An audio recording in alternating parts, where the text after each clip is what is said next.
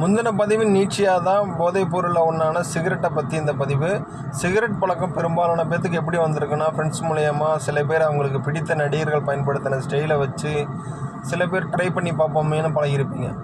காலப்போக்கில் என்ன ஆகியிருக்குன்னா, அது நம்ம பழக்கத்தில் ஒன்றா மாற்றுறதுக்கு சில பேர் என்ன பண்ணியிருப்பாங்கன்னா, சாப்பிட்ட பிறகு எனக்கு சிகரெட் குடித்தா தான் டைஜஷன் ஆகும், சில பேர் எனக்கு நியூ ஐடியாஸ் வேணும்னா சிகரெட்டு தான் வேணும் அப்படிங்கிற மாதிரியும், சில பேர் ஸ்ட்ரெஸ்ஸாக இருக்கும்போது இதை குடித்தா எனக்கு ரிலீஃப் கிடைக்கும், சில பேர் எனக்கு பாத்ரூம் போகும்போது சிகரெட் யூஸ் பண்ணால் தான் அது கம்ஃபர்டபுளாக இருக்குங்கிற மாதிரி பதிவுகளை பண்ணிருப்பீங்க. இதெல்லாம் என்னென்னா உங்களோட மைண்ட் செட்டு. இந்த சிகரெட்டை தவிர்த்துட்டு இந்த விஷயங்கள்லாம் ட்ரை பண்ணி பாருங்க, கண்டிப்பாக இதெல்லாம் நடக்காமல் இருக்க போகிறது கிடையாது. நிக்கோட்டினோட வேலையே இதான், ஒரு ப்ராசஸாக உங்களுக்குள்ளே கண்டினியூஸாக நடக்கிறதுக்கான ஒரு வழிவகையை அது பண்ணி வச்சிரும். இது காலப்போக்கில் உங்களுக்கு ஹார்ட் டிசீஸ், ஃபேட்டி லிவர் போன்ற இஷ்யூவை க்ரியேட் பண்ணும். அதனால் தவிர்த்துடுங்க. இது அவ்வளோ முக்கியமாக